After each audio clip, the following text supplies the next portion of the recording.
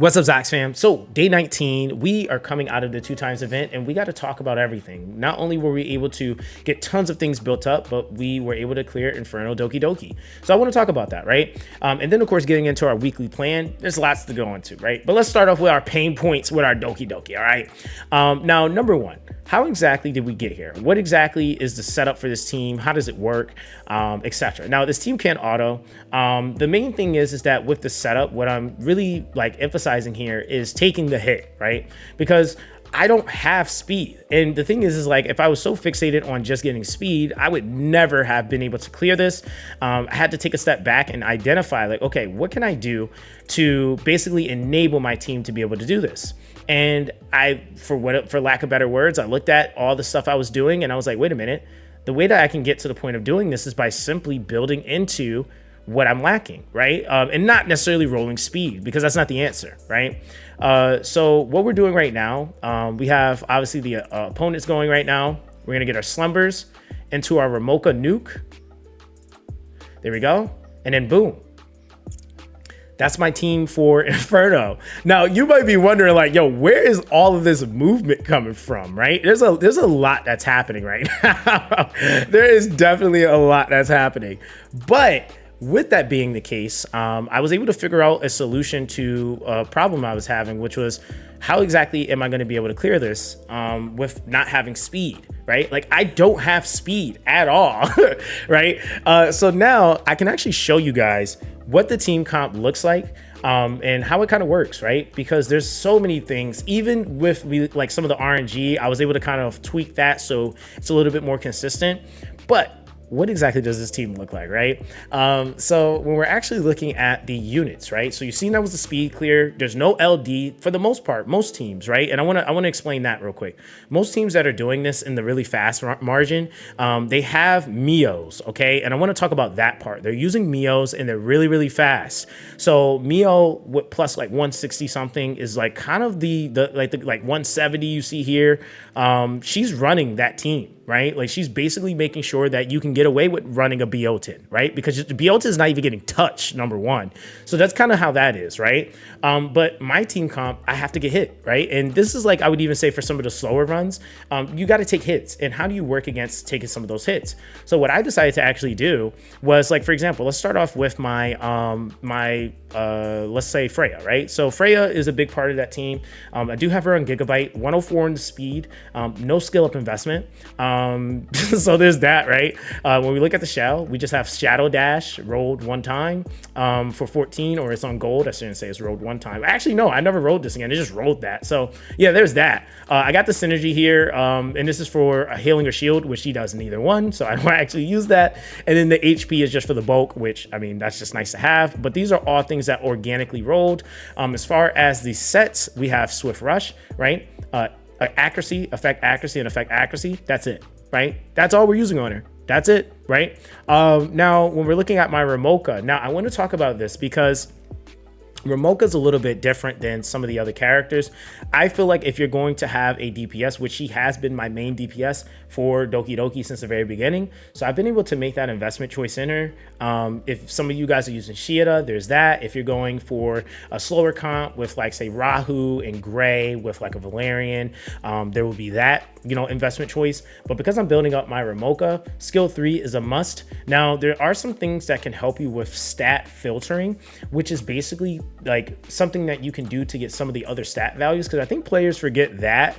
It's a little bit more of a decision though that you make when you have it. I wouldn't say that's something you really want to do if you can help it, but unfortunately it's just one of those things where you sometimes have to make that sacrifice if you want enough attack with the ability of like having, you know, enough crit rate and crit damage. Now with my crit rate, crit damage right now, I'm at about 35%. But when I actually in there, I have another 15. So that puts me at 50. And, oh wait, I'm trying to make sure I'm doing that math right. So if it's 10, 15, yeah, so it puts me at 50. And then I get 30% more crit coming from Yang. So I'm very conscious of the team comp that I'm running. So that puts me at 80 crit. Okay, that's where I'm at. Would I like to be at the 100? Absolutely. But because of, you know, the reason of me maintaining the crit damage and stuff like that. That's what we're basically working with. Now, the thing is too, is that we have 2.2k attack additional. We gain an extra 1.2k from count. So count, I would argue, is definitely Ramoka's best in slot if you're trying to do something like this. And then of course the crit damage is 163, right? Now, I want to talk about the modules and then the actual investment in the skills. So we are using very indifferent. I don't know how many builds you guys have seen like this, but I'm using a bulwark and I'm also using a momentum build. Now, why am I going with bulwark momentum? Well, because of the fact that there's two things that I can't have happen. One, I can't let speed down. Well, speed down doesn't really matter so much, but I can't let the attack break hit Ramoka, because if the attack break hits Ramoka, it's going to ruin the run, right? Just offer it. That's the first barrier of entry. If I don't give her some way to be either immune or to purify that before she gets her turn, is going to be basically nullifying all of the damage that I'm going to be trying to dish out, right? Now, momentum is also going to be helpful off of scaling off of the debuffs that I'm hitting into. So with momentum, what I decided to do is I have attack, I have crit damage and crit damage. That's what I went for. Now, again, depending on your values, you can alternate that to crit rate. I would say this is probably going to be the best bet, just simply because I know that with the advantages element in there, I can make up for, you know, some of the crit rate that I don't have innately on her. And then I get the buff from my Yang. So you have to be conscious of those things. If you're not running things, or if you're in a disadvantageous situation, then you have to have pieces to alternate in, which I do have. If I need to, you know, take off this attack piece and throw crit, and take off a crit damage piece and throw on some other attack, I can do so, right? But these, of course, are not 3 modules. Like, these are pieces you can literally get from like hell 2 or 3, right? So like, this is like pretty accessible pieces.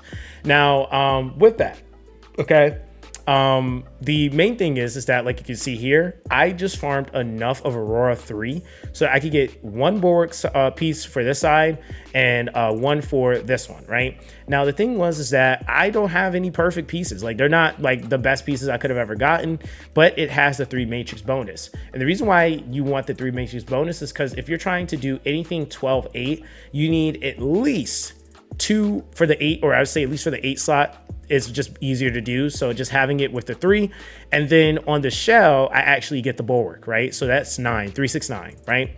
Now, the things that are helping me, but I will talk about some of the things that I've been doing today that actually got me to the point of tweaking and working my team up, is that I actually rolled some of the stuff to try to get higher values on the passive effects. I think that this is something that you are going to have to dedicate probably a whole week of farming to, right? And so we got count up, we got, actually Unparalleled rolled organically on it, which was very lucky, I will say. But other than that, you will have to try to roll either crit rate or crit damage, and then filter whatever it is that you're lacking, you know, more of. But if you get the crit damage, that's just kind of like insane. But then the attack percent, okay, that's something that I had to roll. That took a ton. That took a ton of training data. I'm gonna be completely honest with you guys. You guys know I will not lie to you. Took a ton of training data. Okay, and then of course for the assault, that rolled on its own. But what I did do over on my Ramoka, or at least for my count, is this count was originally like a Fury momentum, and then I ended up getting a bulwark momentum to drop, and so I just replaced it, and then I imprinted everything, so the stats just transferred over. So there's that, right? So that's my Ramoka. But I will say, like, even just in terms of the skills, max invested in the skill 3, that's the bare minimum. Now, if you're able to roll higher values on your pet, then you don't have to really do much here. I went at least 1 node in, and the reason why that is because I needed this extra attack. That was just one of the things that kind of helped me, and that ultimately is going to be what like really cleans up your run a lot, just in terms of how Ramoka is like consistently laying down her damage. You either get really good subs on your modules, you invest some into the skill node, or you are going to be getting it from the shell, right? So it's like a lot of different ways that you can get it, but you got to get it, right? So that was what I found to be the sweet spot, around that 2.2k plus the 1.2k that comes from count. That with me being able to crit, and then having this respective amount of crit damage, 160 to 170, basically allows me to be able to nuke, right? And that's with, of course, the debuffs. Now let's talk about some of the other units here. We are using Claus. Claus is on a Codex of Magic. And the thing is that with my class, I have invested into her skill 3 a little bit. Now, the skill 3, I think, was like pretty important to invest into. And here's why. Because this is going to increase your chances of inflicting defense down and speed down and hacking progress to 100%. Now, the reason why this is so important is because, again, when you're looking at what is going to be scaling my Ramoka's damage, and just in any scenario where you're using class, you want the chances of that to like land to be as high as possible so that the run can go as smoothly as possible.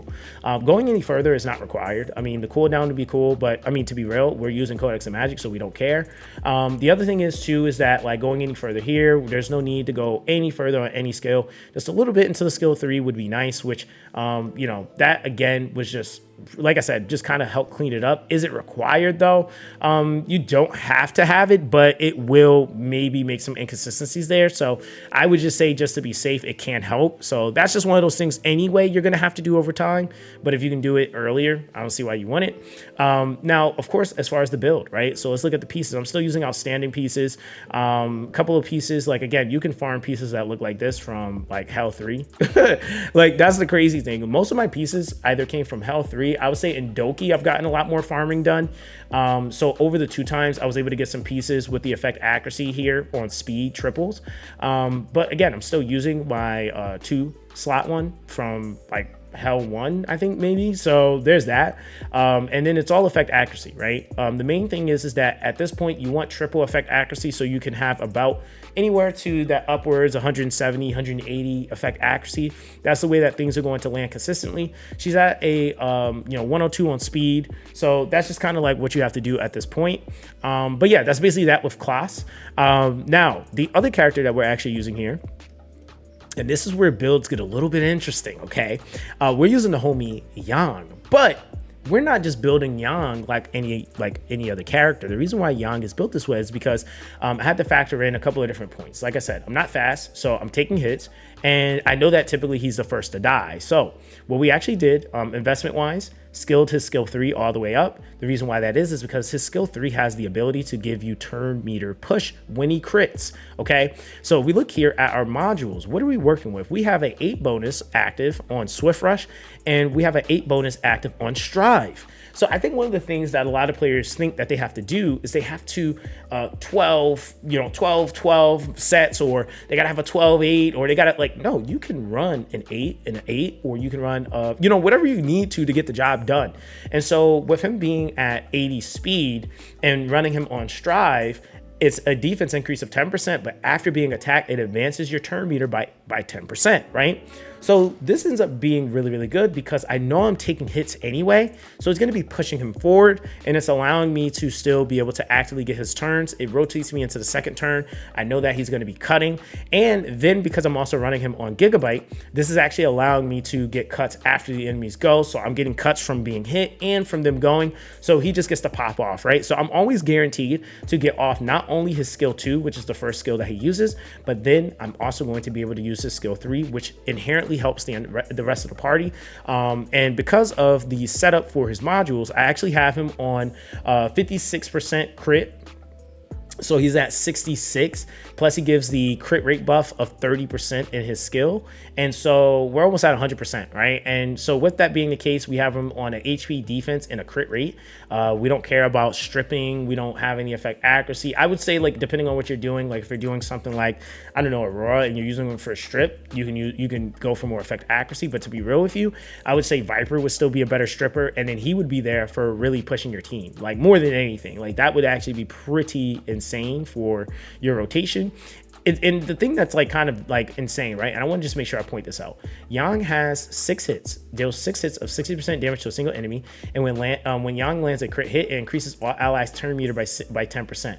That means that you can get a 60% boost when this is at max. It's at 8% when it's not leveled, so it's still pretty good, but 60% is crazy. So that is where we get that crazy push where you've seen the rotation happen. I just cut the line. Ramoka gets a turn. Kazio gets a turn. Yang is nuts, right? So that's what I basically use there. And then on top of that, what we also have is, of course, one of the final pieces to the puzzle, Kazio, okay? Kazio, again, for any character that is trying to land anything, they need to have a certain amount of accuracy. She's at 184. She's not fast at all. You might be like, yo, how are you running her at 56 speed? Well, here's why, and here's how. Because she is also built on Strive. So I have her on a 4 bonus on Swift Rush, and then I also have her on Strive. This is to filter and to kind of work with some of the anomalies that can sometimes happen where she gets focused. The thing about this that kind of works in my favor is that it still allows me to get turn meter push, which will a lot of times still shoot her to the front to allow her to still be able to get her slumber off, because that slumber is super, super important for me to be able to nuke with Ramoka because it removes the damage reduction. So I was just initially just running speed on her, and I was like, dude, like the speed is not cutting it, because it's like, yes, I have her tuned, she's rotating, but then when it comes to that second wave, I'm not ever getting her to go again. So with that being the case, we basically tweaked this and we went with some Strive. Okay, so again, after being attacked, 10% turn meter here. We have effect accuracy, and effect accuracy for that 184. So she's just very consistent in landing her slumber. In terms of skill investment on her, we actually only invested in the skill 3. Now, if this was a little bit of a longer run, then I would have to factor in, you know, trying to like invest in the skill 1 as well, because that would actually increase her chances of being able to land her slumber in her skill 1. So that would actually be pretty important. But other than that, we just are running her on Codex of Magic as well. And it's not even a max Codex of Magic. It's a level 30. And the reason why I'm doing a level 31 is because of speed rotation. So I didn't want her to cut in front of some of the other units that need to go. So I didn't want her to be so fast that she was cutting in front of like my Freya or even my Yang. And the other thing is too, the reason why this doesn't interrupt each other, because I know people are like, dude, like, how did you figure this out? Like, this just seems like a lot. Well, because I already knew that every 3 turns, the enemies were going to be basically pushing me by 30%. And the thing is that I'm not getting hit 3 times, or enough, I should say, for it to just like full send cut in front of those characters. So if, like, say for example, Yang is getting hit, he's also cutting, which is kind of a big thing with Gigabyte. So it's the 10% per hit that he's getting plus the cut from Gigabyte after the enemies go 3 times. So he's always going to be in front of her, right? Like, that's just kind of how it is.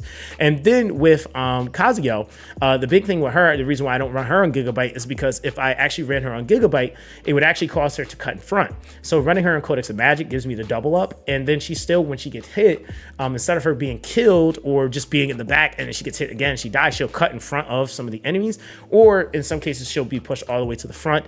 You know, really depending on if Yang goes and if she gets to go, then she gets to use her Codex of Magic proc and she gets to slumber again. So it's like, it's just insane tinkering, and it took me hours, I'm not gonna lie, but I'm bringing it to you guys so you guys can actually see you know, how it works. I showed you guys the run so you can see it. I would say though, to be fair, I'm probably at about a 6 out of 10 on it currently, and that's just full transparency, because there are still some things that I have to tinker with to be able to get it to where I have it at 100%. But to be real, if we're just entering into this for a faster clear 6 out of 10, I am not mad at it, to be real with you guys, right? But yeah, that's ultimately my DokiDoki Inferno team. Yeah, it's a lot that kind of goes into it, but this is just further proving the point that, you know, even when we think about like, you know, how these teams are laid out, out of the SSRs, okay, let's just kind of talk about that, right? So out of the SSRs that are actually used in this team comp, which it is currently 3, we use, you know, really for what it's worth, a lot of gear from Hell 3, pieces from Hell 4. We don't have any Inferno, like Swift Raid or any of that stuff, right? So if you're farming those respective dungeons below, you should be able to get to the point of being able to go up. I think also making smart investment choices with your lattice is very important, especially the evolution, like actually building up your SRs. I think a lot of people are sleeping on SRs and even some of the Rs. We're seeing a ton of videos presenting this, and this is just something that, again, just one of the witty things that I attempted to do that has gotten me the clear. So if you lack speed, this is something that can help you. Maybe might vary on your account, but Strive has helped me out tremendously. And this means, of course, you need to be able to farm at least Hell 3, which is where I was, to be able to get some of the pieces. And that's what I used, you know, the 2 times to take advantage of, was to be able to get some of those pieces like that, right? So that is that. Now, let's actually talk about some other things as we gateway into you know, the 2x event. How do we use that? What do we do to make use of it? Dude, I did a ton of module farming. The EXP farming, like I told a lot of people, like depending on how many pots you had, that did not take up a ton of your stamina because it was 2x, right? So we were able to max out our, which we already had maxed out Messiah. We were able to max out Lily, which was nice, right? We're able to max out our Ling Lao. We maxed out Holden. We already had Ramoka maxed out. We were able to max out Freya. We ended up building RC77. And so there's some stuff I'm going to be showing you guys with him because he's just really fun to use. But RC77, we have at level 50. The Ting we already had at level 50. And then from there, we just took some units up to 45, which is way cheaper than trying to take units to 50. So a lot of the units that I'm using, they're all minimum 45. And then outside of that, there's a few projects I just haven't worked on yet, but we're slowly but surely building up our account, right? And the thing is that like it's a grind, right? The 2x definitely like sped up and gave us like weeks worth, and even for some people probably months worth of farming. But for the most part, the drops are still not crazy even once you get into Inferno. So you're still going to be grinding and fine tuning and doing a lot of things between Hell and to Inferno. So you'll eventually get there, promise you, right? Now, with that being the case, like I said, we actually go back here and we look at some of the other things that we actually were able to snag. We actually went, and if we go to, I think it's under, is it consumables? Yeah. So we farmed up some extra XP. So I got an extra 150 gold records. And then we also have 1.1k purple and 4.9k blue. So whenever we decide to build up someone next, we'll be able to just take them up straight away. And then even down to our shells, what we have here, we have 2 Codex of Magics. We have a White Fang, we have a Revelation, 3 gigabytes, we have a Artisan account, and we have a Lighthouse, and we have a Halloween in the works. Now, the crazy thing is that for what it's worth, there's still a ton to build, but what I decided to do, and this kind of gateways into the game plan for the week, what we're going to actually be doing is we're going to actually be farming shells this whole week, right? So after the 2x event, we're going straight into shell farming. And here's why: because we need to roll more of our passive effects and start getting mythic rolls if we can help it. Gold to mythic rolls and whatever it is that we need, whether it be speed, whether it be attack, whether it be final damage increase, like whatever it is that we need on that respective character, we need to get that. Meanwhile, we'll also be farming up different shells. So I'll just change up the dungeon I'm doing. Does this mean you need to be doing Inferno? No, because like I said, if you can do Inferno, that's fine. But the problem is that even if you are up there, you still got to make sure that you're able to farm the other dungeons so you can get the drops, and the drops ain't dropping like you think. So there's that. But the main thing is that we're trying to make sure we fine tune our shells, we get things more, you know, consistent, and then we'll be able to actually shift things, right? So that's kind of like the biggest thing here. And so I know a lot of people are pushing things like Time Weave, which these sets all work. There's so many different ways to approach this game. But like I said, Strive, Bulwark are extremely underrated, okay? I'm telling you right now, that has helped me out tremendously. Lack of speed. You could build characters. I know people are talking about like Kachi the Guard, but sometimes the solution isn't necessarily, I got to build this character. Sometimes it's just changing your build, right? And that's what I did, right? Again, I'm always like, I basically do what I preach, or live out what I preach, or, you know, follow what I preach, basically, you know. I always try to do that. So that's that. Now, outside of that, what else did we do? GP Outpost. We did enough with the units that we need to skill up because, again, lattice is a thing, right? But like I said, the rest of this week, we're going to be putting all of our stamina into just going into shells. As you see, that is what I'm doing right now. It is all going into shells. So I'm currently farming up more training data. We're going to be rolling passive like a madman. So yeah, guys, that's what we currently got going. I'm going to start pumping out some more guides. With this series, I'll keep it going just to do our weekly progression check-in, and then we'll start getting into more in detail things that a lot of you guys have been asking for. So yeah, just expect those things to come. But I hope that this was able to give you guys a little bit of insight on what I was able to do. One piece of advice though that I do want to give you guys before we end this video is to focus one thing at a time. I think like one of the biggest mistakes at this point, and what a lot of players are running into and what they're experiencing is that they're trying to do everything, right? They're like, oh, I gotta farm Inferno this and Inferno that and Inferno this. And it's like, no, build up one team, focus, grind that.